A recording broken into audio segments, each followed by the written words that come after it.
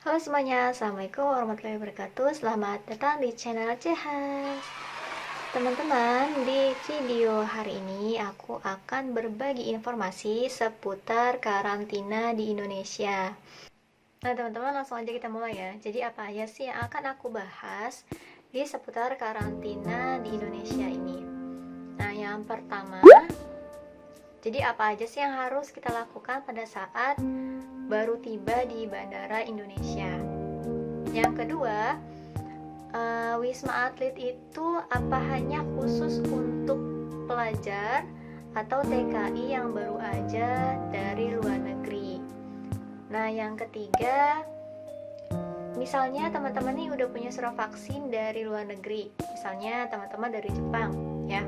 Nah, begitu balik ke Indonesia, teman-teman sudah punya surat vaksin dari Jepang. Di sini, apakah teman-teman masih tetap diwajibkan untuk karantina, mengikuti karantina, atau bisa bebas dari karantina dan bisa langsung melanjutkan perjalanan? Yang keempat, perjalanan dari luar negeri apakah harus wajib di hotel? Nah, langsung aja kita bahas. Nah, teman-teman, yang pertama, sebelumnya aku di sini mau jujur sama kalian kalau informasi yang aku share sama kalian di video aku ini itu bukan dari pengalaman pribadi aku. Kebetulan aku belum sempat pulang ke Indonesia. Nah, ini pengalaman dari kedua teman aku. Yang pertama, dia itu pelajar. Dia dari Australia. Dia itu kebetulan pelajar di sana dan kerja di sana. Nah, yang kedua, dari teman aku yang sudah sering bolak-balik Indonesia Turki, Turki Indonesia, kayak gitu ya. Jadi ini informasi hasil dari wawancara aku lah, dari banyak tanya ke dia gitu, dari kedua teman aku ini ya. Nah, langsung aja kita bahas yang nomor pertama ini ya. Yang pertama itu, jadi apa aja sih yang harus kita lakukan pada saat baru aja tiba di Bandara Indonesia? Nah, aku akan jelasin dari versi teman aku yang pertama, si pelajar ini ya. Kata teman aku yang pelajar ini, begitu dia baru sampai di Bandara Indonesia, dia langsung diminta untuk mengisi formulir yang di situ dia diminta untuk memilih karantina di hotel atau karantina di Wisma Atlet, kayak gitu ya. Dan pada saat itu juga, setelah dia sudah memilih, kebetulan teman aku ini memilih karantina di Wisma Atlet. Nah, setelah itu dia langsung diminta untuk PCR yang pertama. Selanjutnya, dari teman aku yang bolak-balik Indonesia Turki ini, dia bilang sebenarnya dia ini diwajibkan untuk karantina di hotel karena dia dari luar negeri kan, dari Turki gitu ya. Nah, ternyata setelah dia bicarakan ke petugas lah gitu ya. Nah, ternyata di situ petugasnya bilang kalau mau karantina di Wisma Atlet itu minimal tinggal di luar negeri itu selama 3 bulan. Jadi di sini bisa diartikan kalau lebih dari itu diwajibkan untuk karantina di hotel. Nah, kebetulan teman aku ini baru 2 atau 3 bulan gitu ya di Turki dan langsung balik ke Indonesia. Nah, dia ini diperbolehkan untuk karantina di Wisma Atlet, tidak karantina di hotel, kayak gitu teman-teman. Nah, pada saat itu juga dia juga sama diminta untuk PCR yang pertama. Nah, pembahasan yang kedua, Wisma Atlet itu apa hanya untuk pelajar atau TKI yang dari luar negeri gitu kan tadi yang aku bilang ya. Nah, dari informasi yang aku dapat, sekarang Wisma Atlet sudah 100%, hampir 100% lah gitu ya, tidak digunakan untuk karantina. Masih digunakan untuk karantina, tapi hanya khusus untuk orang-orang pemerintahan gitu ya, misalnya PNS kayak gitu ya. Terus yang habis para pemerintah nih yang habis tugas ke luar negeri kayak gitu ya, balik di Indonesia boleh misalnya dia mau karantina di Wisma Atlet kayak gitu. Jadi untuk kayak kita nih orang-orang biasalah gitu ya. Jadi ada yang diwajibkan untuk ke hotel, ada yang boleh ke Wisma Atlet. Jadi kebetulan teman aku ini pada saat pulang kedua kalinya dari Turki Indonesia, pada kedua kalinya dia mengikuti karantina. Karantina yang pertama itu dia karantinanya di Wisma Atlet. Nah, untuk kedua kalinya dia karantina, kedua kali balik gitu ya dari Turki Indonesia, dia sudah tidak di karantina di Wisma Atlet, tapi di rumah susun. Karantina di rumah susun yang ada di Pasar Rumput, teman-teman, kayak gitu. Jadi pada saat baru sampai di bandara, langsung teman aku ini boleh gitu ya, tidak karantina di hotel. Pada saat itu juga langsung PCR dan langsung naik bus gitu untuk ikut rombongan yang akan karantina di rumah susun Pasar Rumput gitu ya teman-teman. Nah, pembahasan yang ketiga tentang surat vaksin dari luar negeri ya. Nah, kebetulan informasi yang aku dapat dari teman aku yang pelajar ini, dia bilang aku nih sebenarnya udah punya surat vaksin internasional dari Australia, dia bilang. Tapi ternyata aku pikir aku bisa bebas tidak mengikuti karantina.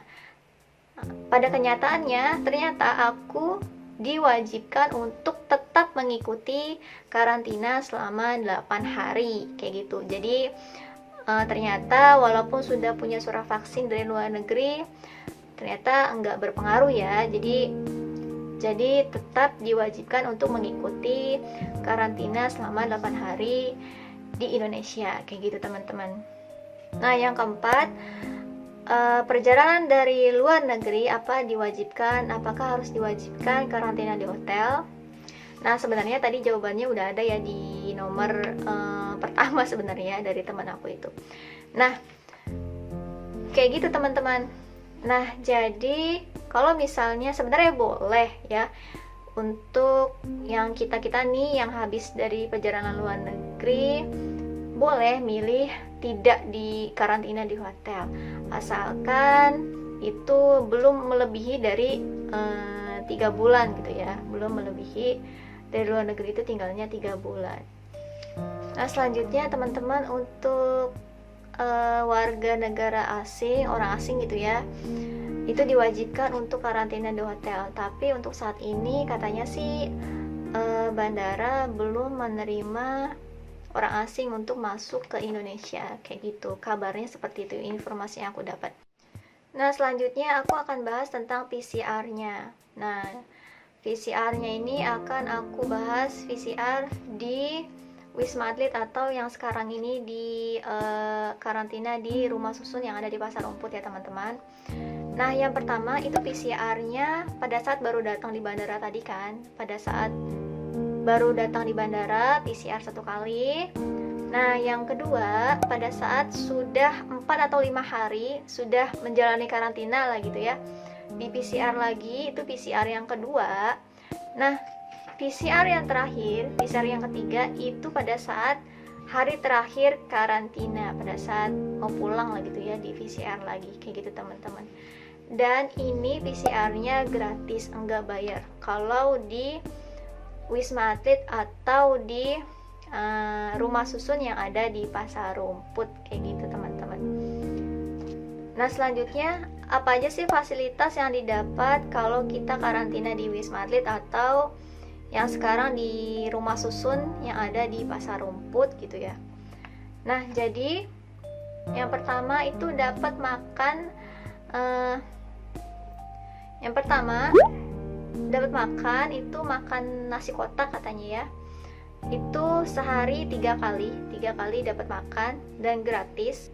Yang kedua itu kamarnya itu dalam satu kamar itu ada 3 kamar.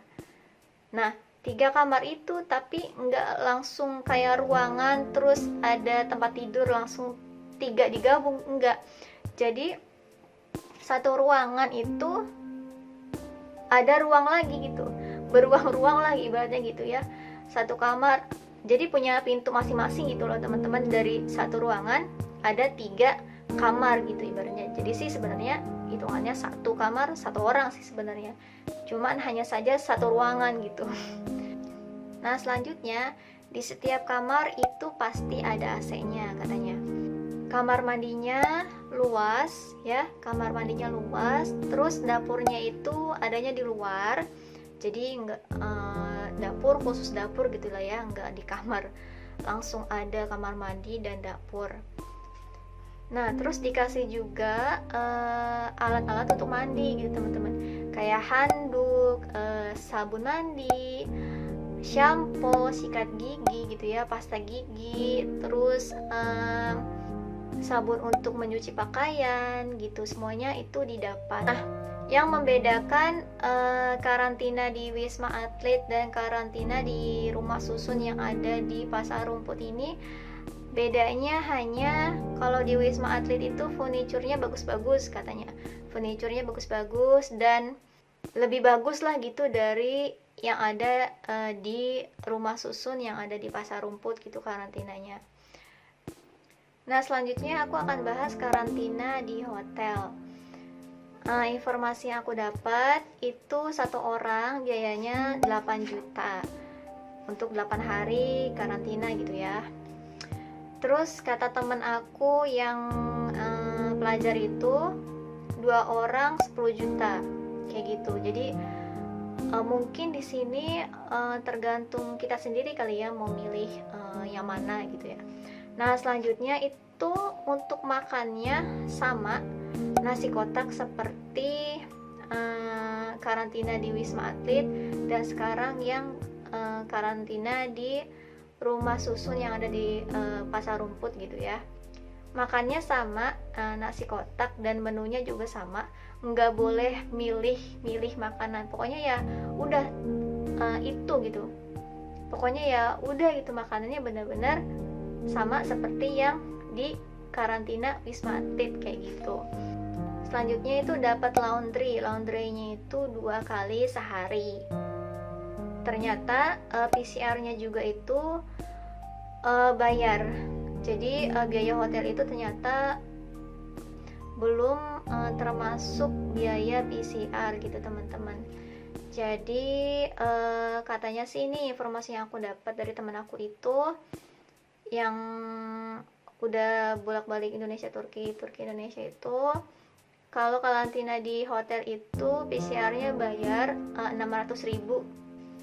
Nah kalau karantina di hotel itu nggak boleh kemana-mana, benar-benar hanya di dalam hotel, nggak boleh keluar kayak gitu teman-teman. Nah kalau karantina di Wisma Atlet dan sekarang ini karantina di rumah susun yang ada di Pasar Rumput itu boleh keluar, misalnya maksudnya itu di sekitar area tempat di sekitar area situ gitu loh, misalkan mau ke taman di area situ kayak gitu. Jadi nggak bosen ya kalau di hotel, bener-bener nggak boleh kemana-mana gitu, harus di dalam kamar hotel aja gitu. Oke teman-teman, video hari ini sampai di sini dulu. Mudah-mudahan informasi yang aku share ke teman-teman hari ini tentang seputar karantina di Indonesia bisa bermanfaat untuk teman-teman gitu ya. Dan aku juga minta maaf kalau misalnya ada penyampaian informasi yang salah gitu ya, atau nggak sama dari pengalaman yang udah kalian rasakan karantina di hotel atau karantina di Wisma Atlet atau di karantina di rumah susun yang ada di Pasar Rumput. Jadi intinya aku nih hanya berbagi informasi teman-teman yang mau pulang ke Indonesia, jadi punya persiapan lah gitu ya dari setelah menonton video aku ini. Dan seperti yang aku bilang, informasi yang aku punya ini, informasi yang aku dapat ini bukan dari pengalaman pribadi aku, tapi dari hasil wawancara aku dari kedua teman aku tadi gitu teman-teman. Oke teman-teman, terima kasih, semoga bermanfaat. Wassalamualaikum warahmatullahi wabarakatuh. Salam sukses selalu untuk kita semua.